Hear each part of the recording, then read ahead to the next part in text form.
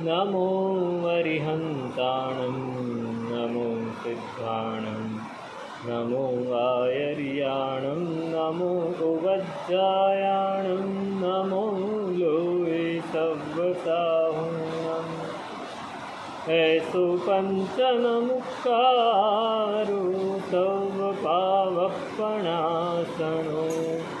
मंगलानं च सर्वेसिं पठनं भवैमम् आस्वाद्य यद्वाक्यरसं बुधानां पीयूषपानेति भवेत् नमामि तं विश्वजनीनवाचं वाचं यमेन्द्रं जिनवर्धमानम्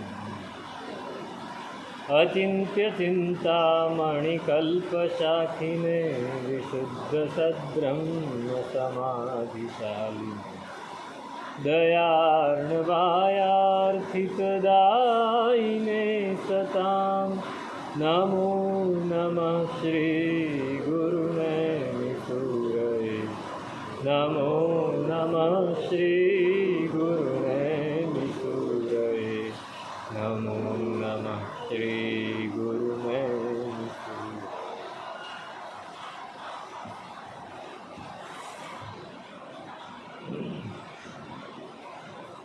तेजोलेश्या विवृद्धिर्या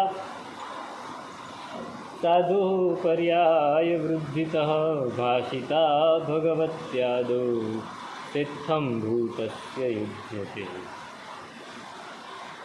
મગ્નતાની વાત છે, મગ્ન થવાનું છે, પણ પોતાના આત્મા પોતાના ધ્યાનમાં મગ્ન થવાનું છે, સ્વાર્થી બની જવાનું છે. આપણે હંમેશા પરાર્થી હોય છે, પરમાર્થી હોઈએ છીએ, બીજાનું ધ્યાન કરતા હોઈએ. પૂતગલથી માંડીને બાકી બધી જ વસ્તુનું ધ્યાન કરીએ છીએ, જેનું કરવાનું છે એનું જ નથી કરતું. પણ મગ્ન બનીને પોતાનું ધ્યાન, હમ મગન ભયે પ્રભુ ધ્યાન, પ્રભુ ધ્યાનમાં મગ્ન થઈ જવાનું છે. તો એ મગ્ન થાય તો એને ફાયદો શું?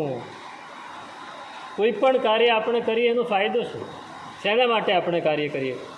નાનામાં નાનો જીવ, નિગોદના જીવથી માંડીને અનુત્તર વિમાનવાસી દેવ, ત્યાંનો પણ જીવ, એ શેને માટે કોઈ પણ કાર્ય કરે? હે? નહીં, સુખ માટે. સુખ મેળવવા માટે કોઈ પણ કાર્ય કરવાનું છે. શેને માટે? સુખ મેળવવા. જો સુખ મળે છે તો જ કાર્ય થાય. સુખ ના મળે ને, સમજો કે દેખીતું દુઃખ હોય પણ પાછળથી તો સુખ મળવાની શક્યતા હોય તો જ કાર્ય થાય. તો એ સુખ મેળવવા માટે કાર્ય કરવું છે. તો અહીંયા કયું સુખ છે? મગ્ન થવામાં કયું સુખ? મગ્ન થવાથી કયું સુખ? આત્માનું સુખ પણ કહ્યું, આપણે એનું વર્ણન કરી શકીએ, આવશે આગળની ગાથામાં. પણ અહીંયા એ સુખ કેવું હોય છે એની વાત ચાલે કે તેજોલેશ્યા વિવૃદ્ધિર્યા સાધો પર્યાય વૃદ્ધિતા. સાધુ ભગવંત, કોઈ સાધુ છે, એણે સંસારનો ત્યાગ કર્યો. આપણે બહુ જ સારી રીતે ગાઈ શકીએ છીએ કે સંસારનો ત્યાગ કર્યો, સંસાર એણે છોડી દીધો. પણ એ સંસાર છોડ્યો એ તો બાહ્ય વેશથી છોડ્યો, બાહ્ય ભાવથી છોડ્યો. પણ અંદરથી જ્યારે સંસાર છૂટે છે, પરિગ્રહ કેટલા પ્રકારનો છે? તમે રોજ બોલો છો, ધણધન નખિત્ત વત્થુ, નવવિધ પરિગ્રહ. 9 પ્રકારનો પરિગ્રહ તો બાહ્ય પરિગ્રહ છે, એ સાધુને છૂટી ગયો. પણ 14 પ્રકારનો અભ્યંતર પરિગ્રહ છે. 14 પ્રકારનો અભ્યંતર પરિગ્રહ કયો? તો કે 4 કષાય, 9 નો કષાય, કેટલા થયા? 13, અને મિથ્યાત્વ. આ 14 એ અભ્યંતર પરિગ્રહ. આ પણ જ્યારે છૂટી જાય, બધું છૂટતું નથી પણ છૂટવાની શરૂઆત થઈ જાય, ત્યારે સાધુ એ સાચો સર્વવીરતી ગુંઠાણે પહોંચે. અને એ સાધુ સાથે સાથે આત્મામાં લીન થયેલો છે, સમ્યક દર્શન જ્ઞાન ચારિત્ર એનો આસ્વાદ મેળવી રહ્યો છે. ત્યારે એનું સુખ કેવું હોય? દીક્ષા લીધા પછી એની વાત કરે છે. કે દીક્ષા લીધા પછી પહેલા મહિને કેવું સુખ હોય, બીજા મહિને કેવું સુખ હોય, 12 મહિના પૂરા થાય ત્યારે એને કેવું સુખ હોય, એની વાત કે તેજો લેસ્યા આ પ્રશ્ન ભગવતી સૂત્રમાં પૂછવામાં આવ્યો પરમાત્માને પૂછ્યું ગૌતમ સ્વામીએ કે જે ઈમે ભંતે અજ્જતાએ સમણ નિગંથા વિહરંતી એ ણમ કસ્ય તેવું લેસા વિતિ વયંતી. હે ભગવંત, અત્યારે જે શ્રમણ નિર્ગ્રંથો વિચરી રહ્યા છે, જે દીક્ષા લઈને હજી હમણાં જ જેમણે દીક્ષા લીધી છે, એમ એ કોના સુખને ઓળંગી જાય છે, કયા સુખને, એમનું સુખ કેવું છે, તો કેવું સુખ છે એ જાણવા માટે સામે ઉદાહરણ મૂકી દીધું, સામે ઉપમા મૂકી દીધી કે કયા સુખ, કેના જેવું સુખ છે, અથવા એના સુખ કરતાં એનું કેટલું વધારે છે. તો અહીં કહે છે, ભગવતી સૂત્રમાં પરમાત્મા કહે છે, આખો પાઠ આપે છે, પાઠ નથી બોલતો, પણ જે સાધુ દીક્ષા લઈને આ રીતે તૈયાર થયો હોય, સમ્યક દર્શન જ્ઞાન ચારિત્રમાં જેનું મન એકદમ લીન થઈ ગયું હોય, સ્વસ્વરૂપમાં જે લીન થયો હોય, નવવિધ બાહ્ય પરિગ્રહ 14 પ્રકારનો અભ્યંતર પરિગ્રહ એને છાંડી દીધો, તો પહેલા મહિને 1 મહિનાનો એનો પર્યાય થાય તો વાણવ્યંતર દેવ છે ને, વાણવ્યંતર દેવોના સુખને એ ઓળંગી જાય. કયા દેવોના? વાણવ્યંતર. હવે વાણવ્યંતર દેવોને પણ સુખ તો હોય, દુઃખ હોય, પણ સુખ પણ હોય, ઘણું સુખ હોય. હવે એ સુખની આપણે વ્યાખ્યા કઈ રીતે કરી શકીએ? મનનું સુખ છે આ, એની પાસે ઐશ્વર્ય છે, એની પાસે પદ છે, એની પાસે દેવતાનું એક આખું માળખું છે, એક પરિસ્થિતિ છે, એને લીધે એને સુખ છે. તમને દાખલો, જંગલમાં આદિવાસી રહેતા હોય, હવે એની અને શહેરમાં કોઈ બંગલામાં સારો ધનવાન વ્યક્તિ રહેતો હોય, એની વચ્ચે કોઈ સરખામણી થાય ખરી? પેલો કે હું સુખી ને આ કે હું સુખી, તો કોણ સુખી કહેવાય આ બેમાં? એ તો બરાબર, પણ લોકોની અપેક્ષાએ કોણ સુખી કહેવાય? જે શહેરમાં રહેતો ધનવાન છે, બંગલામાં રહે છે, બહુ સરસ રીતે જીવે છે, જેને, અને પહેલાંને તો બિચારાને ઝૂંપડામાં રહેવાનું છે, હા, કપડાં પણ ઝાડની છાલના પહેરવાના છે, એવો માણસ, એને ખાવા પીવાનું પણ એને રોજ ગોતવા નીકળવાનું છે, એમાંથી મળે તો ઠીક, ન મળે તો એ ઠીક, છતાં એ પોતાની જાતને સુખી માને ને, અને આ પણ પોતાની જાતને સુખી માને, પણ આપણી અપેક્ષાએ આ વધારે સુખી છે, આપણી અપેક્ષાએ આ વધારે સુખી છે, તો પેલો સુખી છે પણ આ એના કરતાં વધારે સુખી છે. એમ વાણવ્યંતર દેવ મનુષ્ય સુખી છે પોતાની અપેક્ષાએ, પણ વાણવ્યંતર દેવ એનાથી બહુ જ સુખી છે. એક વાણવ્યંતર દેવ, એક ઇન્દ્ર હોય ને વાણવ્યંતરનો, વાણવ્યંતર એટલે સૌથી નીચામાં નીચલી જાતિ, એનો એક ઇન્દ્ર છે, એ ઇન્દ્ર એ પણ સમ્યક્તિ હોય નિયમા, પહેલી વાત.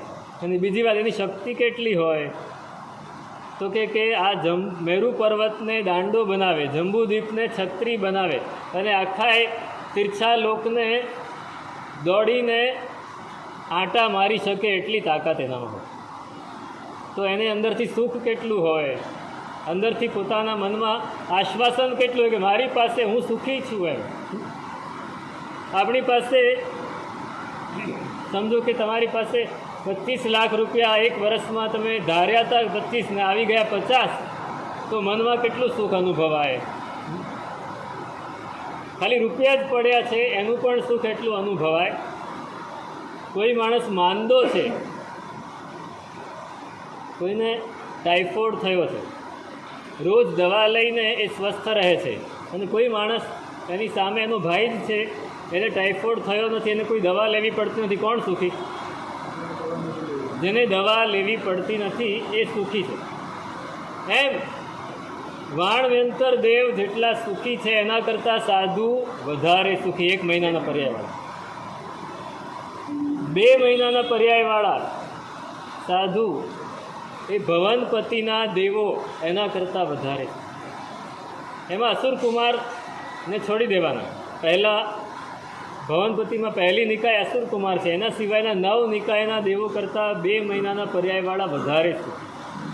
3 મહિનાના પર્યાયવાળા એ અસુર કુમાર દેવ કરતાં વધારે સુખી. 4 મહિનાના પર્યાયવાળા એ ગ્રહ, નક્ષત્ર, તારા, જ્યોતિષ ચક્રના એના દેવો કરતાં વધારે સુખ. 5 મહિનાના પર્યાયવાળા સૂર્ય અને ચંદ્ર કરતાં, ઇન્દ્ર છે એના કરતાં વધારે સુખ. 6 મહિનાના પર્યાયવાળા સૌધર્મ, ઇન્દ્ર, સૌધર્મ દેવલોક અને ઈશાન દેવલોક એના દેવો કરતાં વધારે સુખ. આમ વધતા વધતા વધતા 12 મહિનાનો જેનો પર્યાય છે એ અનુત્તર વિમાનવાસી દેવોના સુખને ઓળંગી જાય છે. કયું સુખ? ઉપશામ ભાવનું સુખ, આત્મામાં ઠરવાનું સુખ.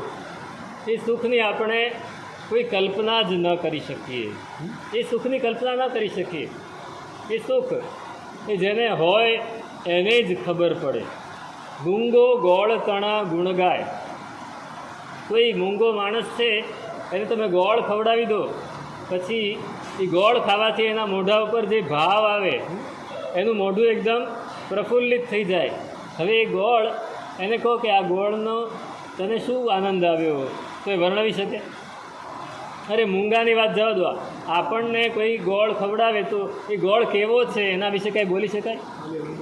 ખાલી ગળ્યો છે એમ કહી શકો, પણ કેવો ગળ્યો છે, એનાથી શું આનંદ આવ્યો, કાંઈ જ આપણે એનું વર્ણન ના કરીશ. ભાઈ તું ખાઈ લે ને તને ખબર પડી જાય.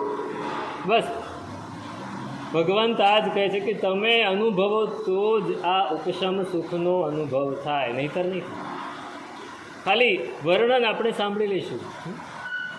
નાગર સુખ પામર નવી જાણે, વલ્લભ સુખ ન કુમારી, અનુભવ વિણતીમ ધ્યાન તણું સુખ, કુણ જાણે નર નારી હો પ્રભુજી.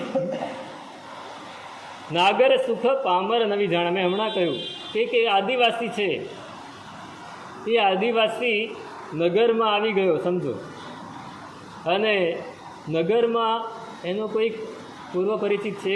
એક શાસ્ત્રીય દૃષ્ટાંત આવે છે કે એક રાજા શિકાર કરવા નીકળ્યો છે અને જંગલમાં પહોંચી ગયો, પણ એવું બન્યું કે એનો ઘોડો એ અવળું શીખેલો હતો, એટલે જેમ લગામ ખેંચે એમ ભાગે. તો એ રાજાને જંગલમાં ઊંડાણ સુધી લઈ ગયો. એ એટલે બધે ઊંડે લઈ ગયો કે એનું આખું સૈન્ય, એનો રસાલો બધો એનાથી વિખૂટો પડી ગયો. રાજા એકલો ને એકલો જંગલમાં પહોંચી ગયો. કાંઈ તરસ એટલી લાગી છે, તડકો એટલો બધો છે, ભૂખ લાગી છે, કાંઈ કશું દેખાતું નથી. એવા વખતે એક ભીલ આદિવાસી ત્યાંથી નીકળ્યો છે અને રાજા લોથપોથ થઈને આમ એક ઝાડ નીચે પડ્યો છે, એનો ઘોડો પણ હાંફી રહ્યો છે. ત્યારે એને જોયું કે આ માણસ, એને ખબર નથી આ રાજા કહેવાય કે શું કહેવાય, આ માણસ બિચારો થાક્યો છે. તો એની પાસે ગયો, એને માથે હાથ ફેરવ્યો, એને આશ્વાસન આપ્યું, એની માટે પાણી કમળના પેલા પાંદડાના પડિયામાં બનાવીને એમાં પાણી લાવીને આપ્યું. પેલો રાજી થઈ ગયો રાજા. પાણી પીધું એટલે થોડી શક્તિ આવી. ભીલ કે ચાલો મારી સાથે. એના ઝૂંપડામાં લઈ ગયો, પોતાની પાસે જે ફળ કંદમૂળ વગેરે હતા એને ખવડાવ્યા. હવે એવી અવસ્થામાં તો જે મળે એ સારું. રાજા બહુ જ ખુશ થઈ ગયો, એ સ્વસ્થ થયો. ત્યાં એનું સૈન્ય, એના માણસોને ગોતતા આવી ગયા. રાજા કહે હું જાઉં. પેલા ભાઈને કે તું અમારે ત્યાં આવજે. ભીલ આદિવાસીને એમ કહે છે તું અમારા નગરમાં આવજે. તું કે તમારું નગર ક્યાં છે? તું કે આ દિશામાં છે, આટલું દૂર છે.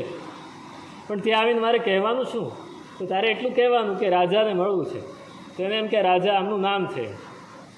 સારું, એ તો રાજા તો પહોંચી ગયો.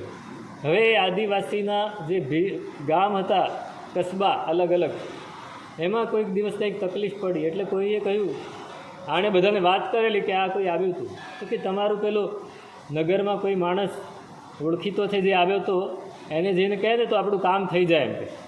તો સારું, હું જઈ આવું. એ નીકળ્યો છે. હવે આ બંને વચ્ચે જે મૈત્રી થઈ છે ને થોડી પણ, એટલે આદિવાસી એને આપવા માટે પોતાની પાસે જે સારી સારી વસ્તુઓ છે, એની પાસે શું હોય? હાથીદાંત હોય, વાઘના નખ હોય, આવું બધું હોય, શિકાર કરેલી વસ્તુ હોય. એ બધું લઈને નીકળ્યો છે અને પહોંચ્યો નગરમાં. અને કોઈને પૂછ્યું આ રાજા ક્યાં રહે છે? મારે એને મળવું છે. એમ તમારે રાજાને મળવું છે? તો કે હા. તો એને દેખાડ્યો આ રાજમહેલ છે. દરવાજે ગયો, દ્વારપાળ અંદર નહીં આવવા દે. બોલે કોનું કામ છે? તો કે મારે રાજાને મળવું છે, રાજાએ મને કીધું મળવા આવજે, એટલે હું આવ્યો છું, કામ છે. સારું. દ્વારપાળ ગયો અંદર કહેવા માટે કે કોઈ જંગલનો આદિવાસી ભીલ આવે છે, હાથમાં હાથીદાંતના ટુકડા અને આ ને તેને બધું લઈને, તમને મળવું છે. તો કે એમ, જલ્દી બોલાવો, જલ્દી બોલાવો, એને તો મારો જીવ બચાવ્યો. એને લઈને આવ્યો અંદર.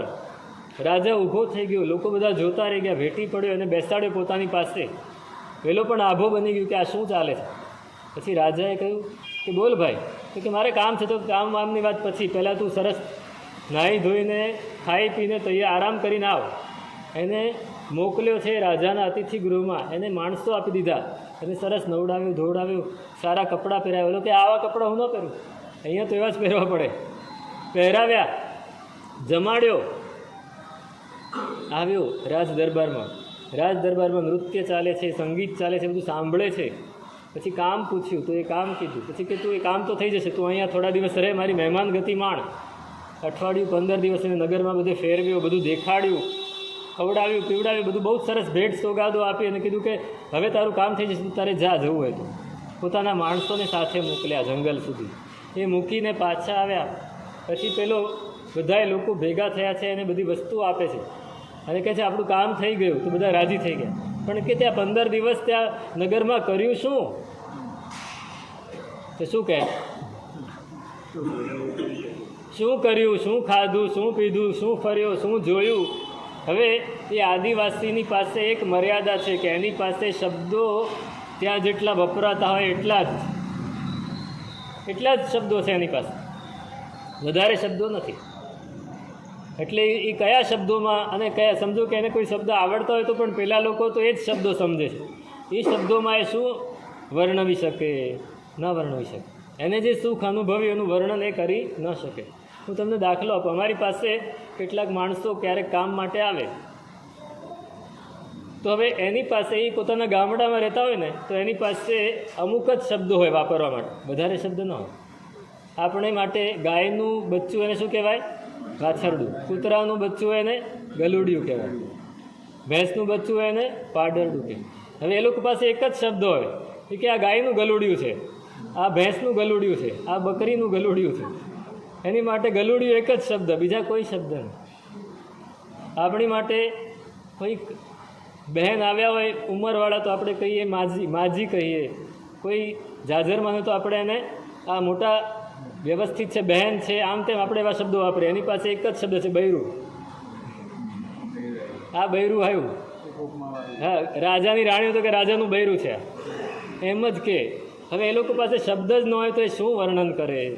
કયા એ સુખ એને અનુભવ્યું છે પણ એ વર્ણન ન કરી શકે. નાગર સુખ પામર નવી જાણ. બીજો દાખલો આપ્યો, થોડો ઓડ છે. વલ્લભ સુખ ન કુંવારી. કુંવારી કન્યા એ પતિનું સુખ જાણી શકે ખરી? ન જાણી શકે. તો એમ આ ઉપશમ ભાવનું સુખ છે એ અનુભવ વગર જણાય નહીં, અનુભવથી જ જણાય. આગળની ગાથામાં એ જ વાત કરે છે કે જ્ઞાનમગ્ન સે યત શર્મ તદ વક્તુમ નૈવ શક્યતે નોપમેયમ પ્રિયાશ્લેષૈર નાપી તત્ચંદન દ્રવૈ. જ્ઞાનમગ્ન, સાક્ષી ભાવમાં જે જીવ અંદર ઉતરી ગયો છે, સમ્યક જ્ઞાન, એ જ્ઞાન અને દર્શન અને ચારિત્ર, એની આરાધનામાં જે જીવ એકદમ ઊંડો ઉતરી ગયો છે, એને જે સુખ મળે છે એને ભગવાન પતંજલિ કહે છે પ્રશાંત વાહિતા. શું કહે છે? પ્રશાંત વાહિતા. નદી વહેતી હોય, વરસાદ ના હોય, વરસાદ પહેલાં પડી ગયો છે, પૂરને બધું શમી ગયું છે, હવે નદી ધીમે ધીમે ધીમે વહ્યા કરે છે. એ કેવી સરસ રીતે વહ્યા કરે, ખળ ખળ ખળ ખળ ખળ ખળ ખળ ખળ પાણી વહ્યા કરે છે. એમ જેના મનની પરિસ્થિતિ એ નદીના પાણીની જેમ ધીમે ધીમે ધીમે ધીમે વહ્યા કરે છે. એમાં ક્યાંય ઉચાટ નથી, ક્યાંય દોડાદોડ નથી, ક્યાંય પૂર નથી, ક્યાંય ધમાલ નથી. કેવું સરસ એનું સુખ હોય. એ સુખ એની સાથે કોઈની પણ ઉપમા કરી શકાય નહીં. તદ વક્તુમ કેન શક્યતે. એને કોણ કહી શકે? યતો વાચો નિવર્તન્તે અપ્રાપ્ય મનસા સહ. ઉપનિષદમાં એવું કહ્યું કે જ્યાંથી જે વસ્તુને બોલવા માટે આપણી વાણી ચાલતી નથી, એ તો વાચો નિવર્તન છે, વાણી પણ પાછી ફરી જાય છે. કેમ? તો કે એ જગ્યાએ પહોંચવું એ વાણીના વશની વાત નથી. તો કે મન તો પહોંચી જાય ને, તો કે અપ્રાપ્ય મનસા સ, મન પણ ત્યાં સુધી પહોંચતું નથી. ત્યાં જવા માટે આત્માની શક્તિ છે, અને આત્મા છે એની પાસે જીભ નથી એટલે બોલી શકતો નથી, અને જીભ પાસે આ શક્તિ નથી એટલે બોલી શકતી નથી. તો એને સમજવું શું? સમગ્ર સંસાર એ દુઃખરૂપ જ છે, છતાંય કંઈક સુખ હોય આપણે માનતા હોઈએ તો એની સાથે એની ઉપમા થઈ શકે ને. તો કે છે કે નોપમેયમ પ્રિયાશ્લેષર, સંસારમાં સૌથી વધારેમાં વધારે સારામાં સુર સુખ કયું? અને બે દાખલા આપ્યા છે. ઘણું બધું સુખ હોય પણ અહીંયા બે જ દાખલા આપ્યા છે. કોઈ પ્રિય વ્યક્તિ સાથે જ્યારે સામેવાળી પ્રિય વ્યક્તિ આલિંગન કરે છે એને કેટલું સુખ મળે. તમે ઘરે પહોંચ્યા હો, મેં ગઈકાલે જ કહેલું, અને નાનું બાળક તમને સામું દાદા દાદા કરતું દોડતું હોય અને તમે એને તેડી લો, એને ભેટી પડો, એને વળગાડી દો તો કેટલું સુખ મળે.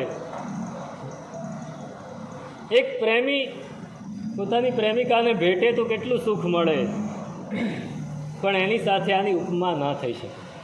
તમે બહુ જ તાપમાં બળી જળીને ક્યાંક પહોંચ્યા છો ને કોઈ તમને ચંદનનો લેપ કરે તો કેટલું સુખ મળે, છતાં એની સાથે પણ આની ઉપમા ન થઈ શકે.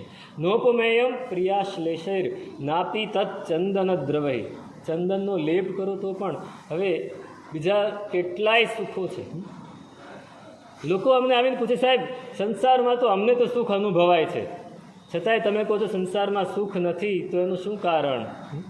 લોકો તો કહે છે કે અમે સાહેબ આ કરીએ તો અમને સુખ અનુભવાય, આ કરીએ તો અમને સુખ અનુભવાય, અમે આ ભોગવીએ, અમે આ વાપરીએ, અમે આ જોઈએ, પાંચેય ઇન્દ્રિયોના વિષયોને અમે સારી રીતે માણીએ તો અમને સુખ અનુભવાય છે. તમે કેમ ના પાડો છો સંસારમાં સુખ નથી? તો કે સુખ છે પણ આખરે ટકવાનું નથી. કેટલી વાર ટકવાનું છે? હા, એને ઉત્પન્ન કરવામાં પણ દુઃખ છે. એને માણતી વખતે સહેજ સુખ મળે પણ એ પાછું જતું રહે તો એ દુઃખ. એને સાચવી રાખવું પડે તોય દુઃખ. આયે દુઃખમ વ્યયે દુઃખમ. હા, એને મેળવવા માટે પણ દુઃખ, એ જતું રહે તો પણ દુઃખ, એને સાચવી રાખવાનું પણ દુઃખ. તમે 5 લાખ કમાવામાં કેટલી બધી માથાકૂટ કરો ત્યારે 5 લાખ કમાય, અને પછી 5 લાખ ઉડાડવા માટે કેટલી વાર લાગે, અને એ ઉડાડ્યા ત્યાં સુધી સુખ, પછી પાછું હવે ફરી પાછું ક્યારે ભેગા કરીશ? દુઃખ જ દુઃખ છે. સંસારનું સુખ ખરું પણ એ દુઃખથી વીંટળાયેલું છે, ચારેકોર દુઃખ છે. અને એ સુખ હકીકતમાં તો જ્ઞાનીની દ્રષ્ટિએ સુખ જ નથી. અહીં લખે છે કે સમગ્ર સંસાર દુઃખરૂપ જ છે, સ્વાભાવિક આત્મિક આનંદમાં જ સુખ છે, પણ એ સમજાતો નથી. અને જ્યાં સુધી ઇન્દ્રિય સુખમાં સુખની બુદ્ધિ થાય છે એ જતી નથી. ઇન્દ્રિયોના સુખમાં સુખની બુદ્ધિ જવાનું બહુ અઘરું છે. એ જ્યાં સુધી પહેલાં સુખનો એક બિંદુ જેટલો પણ અનુભવ ન થાય ને ત્યાં સુધી આ સુખ આપણને સુખ લાગવાનું છે. તો કહે છે કે જ્યાં સુધી ઇન્દ્રિયના સુખમાં સુખની અનુભૂતિ થાય છે ત્યાં સુધી સમ્યક દર્શન અને સમ્યક જ્ઞાન આવ્યા હોય એવું માનવું નહીં. એવું તત્વાર્થ સૂત્રમાં કહ્યું છે. ક્યાં કહ્યું છે? તત્વાર્થ સૂત્રમાં ઉમાસ્વાતીજી ભગવંત એ તત્વાર્થ સૂત્રના ભાષ્ય એમણે પોતે જાતે જ બનાવ્યું છે. એમાં એ કહે છે કે જ્યાં સુધી ઇન્દ્રિયોના સુખમાં સુખની અનુભૂતિ થાય છે ત્યાં સુધી આપણને સમ્યક દર્શન કે જ્ઞાન હોય એવું નહીં માનવું. બહુ અઘરી વસ્તુ છે.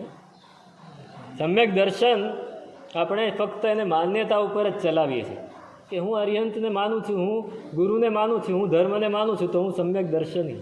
એ તો વ્યવહારથી ભગવત એકવાર મતલબ સમ્યક દર્શન પ્રાપ્ત થઈ જાય પછી પાછું એ નીચે પડે ને ઇન્દ્રિયનું સુખ ભોગવે. હા, પણ એને સ્વાદ તો પહેલો જ રહે. કાલે જ મેં પેલી પરમ દિવસે સ્તવનની કડી ગાઈ હતી. તુજ સમકિત રસ સ્વાદનો જાણ, પાપ કુસક તે સેવે તે બળી, સેવે કરી કર્મની યોગે તોય, વાંછે તે સમકિત અમૃત ધુરી લીખ્યું.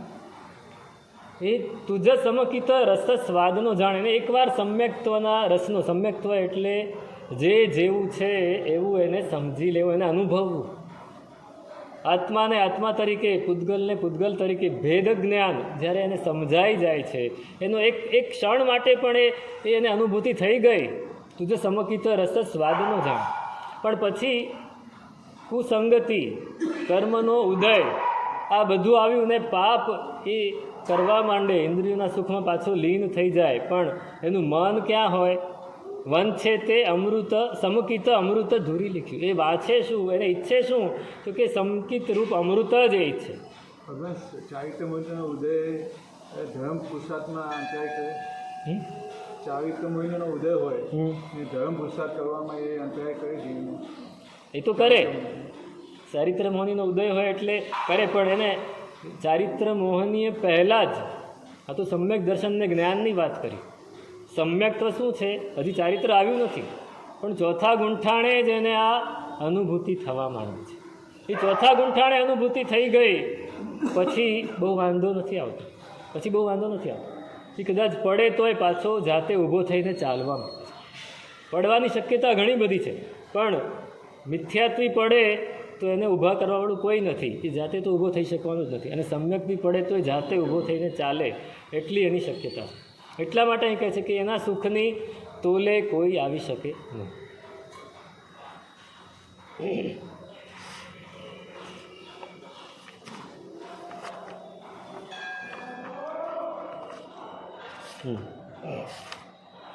શમશૈત્ય પુષોયસ્ય, એ જ વાત કરે છે કે શમશૈત્ય પુષોયસ્ય વિપૃશોપી મહાકથા કિમ સ્તુમો જ્ઞાન પીયુષય તત્ર યત્ર સર્વાંગમગ્નતા. શમશૈત્ય પુષોયસ્ય, ઉપશમ ભાવના સુખનો એક બિંદુ પણ જો ચાખી લીધો, તો એ આખી દુનિયાના સુખને ઓળંગી ગયો, ઇન્દ્રિયોના બધા જ સુખને ઓળંગી ગયો. વિપૃશોપી મહાકથા. હવે જે એક બિંદુ જેને મળી ગયો એની આ વાત હોય તો એ જ્ઞાનરૂપી અમૃતમાં જેને સર્વાંગે સ્નાન કર્યું છે એની શું વાત કરવી? કિમ સ્તુમો જ્ઞાન પીયુષે યત્ર સર્વાંગ મગ્નતા. એ જ્ઞાનરૂપી પીયુષ એટલે અમૃતમાં આ જ્ઞાન છે. જ્ઞાન એટલે ભણી લેવું, શાસ્ત્રો જાણી લેવા અને એનું સરસ લોકોની સામે નિરૂપણ કરી દેવું, એ જ્ઞાન નહીં, અનુભવનું જ્ઞાન. પોતે અનુભવ્યું છે એ જ્ઞાનરૂપી અમૃતમાં જ્યારે માણસ ડૂબકી લગાડી દે છે, સર્વાંગપણે મગ્ન થઈ જાય છે, એની તો વાત જ શું કરવી? અહીં કહે છે કે રાગાદી એ વસ્તુના પરિણામ નથી. કોઈ વસ્તુ આવી, એ વસ્તુ આપણને એમ નથી કહેતી કે તમે રાગ કરો મારી ઉપર અથવા દ્વેષ કરો, એ તો પોતાના પરિણામ છે. અન્ય શામ યો વિષય, બીજાને જે વિષય એ પોતાના મનથી સારો લાગે એ બીજાને ખરાબ લાગે. એક વ્યક્તિને રોટલોને ગોળ ભાવે તો બીજાને રોટલીને ગોળ ભાવે, અને ત્રીજાને છે તે પરોઠાને સાકર ભાવે, ભાખરીને સાકર ભાવે. એ કે રોટલોને ગોળ જેવી ખરાબ વસ્તુ એ કે નથી. અરે એકની એક વસ્તુ આપણને જ 2 વાર મળે તો આપણે, પેલા અકબર બાદશાહ જમવા બેઠા અને બેગમે રીંગણાનું શાક આપ્યું તો બાદશાહ ખુશ થઈ ગયા. અરે બેંગન જૈસા તો કોઈ સબ્જી નહીં, એમ કે. बिरबल बाजू में बैठो तो हाँ साहब आप सही बोल रहे हैं, बैंगन जैसी कोई सब्जी नहीं है, सब्जियों का राजा है, देखो उसके सिर के ऊपर भी પાઘડી છે, એના માથા ઉપર સિંહ પેલો મુગટ મૂકેલો છે. આમ બધી વાતો કરી. એટલે બીજે દિવસે પણ બેગમે રીંગણાનું શાક બનાવ્યું, એટલે બાદશાહે બહુ ટેસ્ટથી ખાઈ લીધું. ત્રીજે દિવસે પણ રીંગણાનું, એટલે કીધું કેમ આજે રીંગણાનું? તમને બહુ ભાવે છે ને? હા ભાવે તો છે. એ દિવસે ખાઈ લીધું. પછી ચોથે દિવસે થોડો કંટાળો આવવા માંડ્યો. 5મે દિવસે અડધું ખાઈને મૂકી દીધું. 6થે દિવસે થોડું ખાધું ને ઉબકા આવવા માંડ્યું. 7મા દિવસે તો જોઈને જ ઊભો થઈ ગયો. અન્યેષામ યો વિષય સ્વાભિપ્રાયેણ ભવતી પુષ્ટિકર સ્વવૃત્તિ વિકલ્પાભિરતા તમેવ ભૂયો દ્વિષંત્યન્ય. એકવાર જે વિષય બહુ સારો લાગ્યો એ હંમેશા સારો જ લાગે એવું નથી. એટલે વિષયમાં કોઈ રાગ દ્વેષ, વિષયમાં કોઈ સુખ નથી. સુખ આપણા મનમાં પડ્યું છે. સુખ કે દુઃખ એ આપણા મનમાં પડ્યું છે. તમને જે ગમે બીજાને નહીં ગમે. તમે કહો કે આ વસ્તુ બહુ જ સારી, બીજો કે આના જેવી ખરાબ કોઈ નહીં. એટલે વસ્તુને શું લેવા દેવું? અહીં કહે છે કે કણગો લોહો ન ભણઈ રાગમ દોષમ કુણંતુ મજ્જ તુમમ નિયતત્વ વિલુપ્તાણમ એસ અણાયીય પરિણામ. સોનું અને લોઢું એમ આવીને કહેતું નથી આપણને કે તમે મારી ઉપર રાગ દ્વેષ કરો. માણસને સોનું મળે તો એ ખુશ થઈ જાય, સોનું મળે તો ખુશ થઈ જાય, પણ જેને સોનાની ખબર જ નથી, હમણાં આદિવાસીની વાત કરી, એને સોનું શું છે એ ખબર જ નથી, એને તો લોઢું મળે તો એ ખુશ થઈ જાય. કેમ? તો કે લોઢાથી આ હથિયાર બનાવી શકે અને શિકાર વધારે કરી શકે. હવે એમ વિચારે નહીં. પેલો માણસ ભરવાડ એ બકરાને લઈને જતો હતો ને રસ્તામાં એક ગોળ સરસ પથ્થર મળ્યો, રંગીન ચકાચક ચકચકતો પથ્થર મળ્યો, લઈને એને દોરીમાં એવી રીતે બાંધ્યો અને પેલા બકરાની ડોકે બાંધી દીધી. એને એમ થયું કે આ મારો બકરો કેટલો સુંદર લાગે છે આ પથ્થર લગાડીને. એને ખબર નથી આ શું છે. અને એક રસ્તે જતો હતો ને એક સારો લાગતો નગરનો માણસ એને જોયું કે આ બકરાની ડોકે શું લગાડ્યું છે. એને ઊભો રાખ્યો ભરવાડને, આમ તેમ જોયું, અરે આ તો રત્ન છે. તો કે આ પથ્થર મને આપી દેવો છે? તો કે આપી દો, એમાં શું મારે? તો હું તને 1 રૂપિયો આપીશ. તો 1 નહીં 2 રૂપિયા આપો. પેલો કે 1માં આપવું હોય તો આપ, 1માં આપવું હોય તો આપી દે. તો કે ના, તો કે તને 1 રૂપિયા કોઈ નહીં આપે, આ તો રસ્તે મળ્યો છે ને પથ્થર, તને આનો 1 નહીં આપે. તો કાંઈ વાંધો નહીં. પેલો માણસ નગરનો કે એને વિચાર્યું કે આજે ને કાલે 1 રૂપિયામાં આપી દેશે, તો જતો રહ્યો.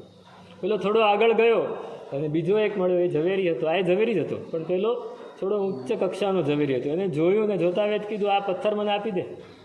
કેટલામાં આપીશ? તો કે આગળ ઓલા 1 રૂપિયાની ઓફર આપી હતી, હું 5માં આપીશ તને. 5 નહીં, તને 50 આપું. લે 50 આપ્યા. તો કે નહીં, હજી વધારે આપો. 100 આપી દીધા. પથ્થર લઈ લીધો, લઈને જતો રહ્યો. બીજે દિવસે ઓલો મળ્યો કે લાવ પથ્થર મને આપી દે, 2 રૂપિયા આપું. તો કે તો મેં આપી દીધો. તો કેટલામાં? તો કે 100 રૂપિયામાં. અરે પણ એ લાખ રૂપિયાનો હતો. તો કે તને ખબર હતી તો એ તું 2માં 1માં લેવા આવ્યો ને? મને તો ખબર જ નહોતી, એટલે મને તો ફાયદો જ થયો છે. મને તો ફાયદો જ થયો છે. જેની ખબર હોય એની બીજાને ખબર ના હોય, એટલે એને એમાં રાગ દ્વેષ કરવાનું કોઈ કારણ નથી. છતાંય આપણે એમાં રાગ દ્વેષ કરતા જ રહીએ છીએ. રાગ દ્વેષ કરીને આપણે એમાં સુખ ગોતતા રહીએ છીએ અને સુખ મળતું નથી.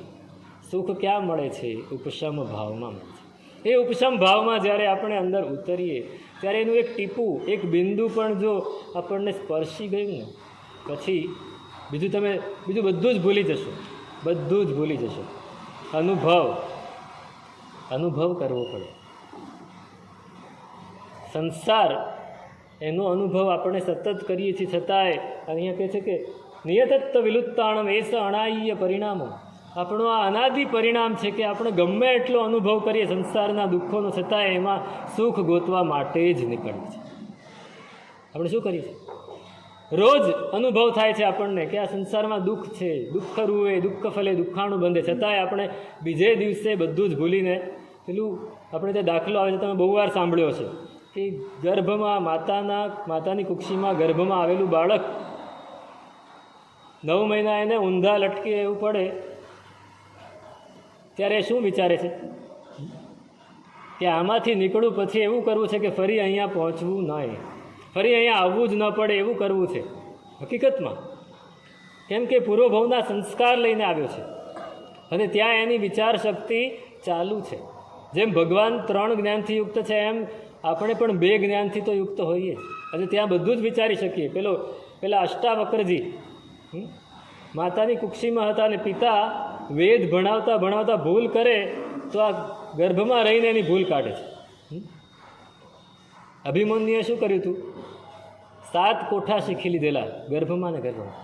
બુદ્ધિ તો ચાલુ જ હોય અને નક્કી કરે છે કે હવે બહાર નીકળીને એવું કરવું છે કે સંસારમાં ફરી આવવું ન પડે. અને બહાર નીકળ્યા પછી બધું જ ભૂલી જાય છે. બધું ભૂલી જઈને પાછું સુખની પાછળ એ જ મૃગજળ, એ ઝાંઝવા એની પાછળ દોડ્યા કરે છે. બસ આપણી આ જ પરિસ્થિતિ છે. આ જ આપણે કરીએ છીએ. અહીંયા બધું જ સાંભળ્યું, બહાર એમ લાગે કે બસ હવે કંઈ કરવું નથી. જેવા ઘરે પહોંચ્યા મોહનું સામ્રાજ્ય પાછું આપણી ઉપર ચડી બેસે. તો આપણું આ અનાદિ પરિણામ છે, એમાંથી બહાર નીકળવું છે. તો કહે છે કે કેવી રીતે નીકળાય? તો ઉપશમ ભાવનું સુખ મેળવીએ તો નીકળાય. છેલ્લી ગાથા કહે છે યસ્ય દૃષ્ટિ કૃપાવૃષ્ટિ ગિરહ શમ સુધાકિરહ તસ્મૈ નમઃ શુભજ્ઞાન ધ્યાન મગ્નાય યોગિને.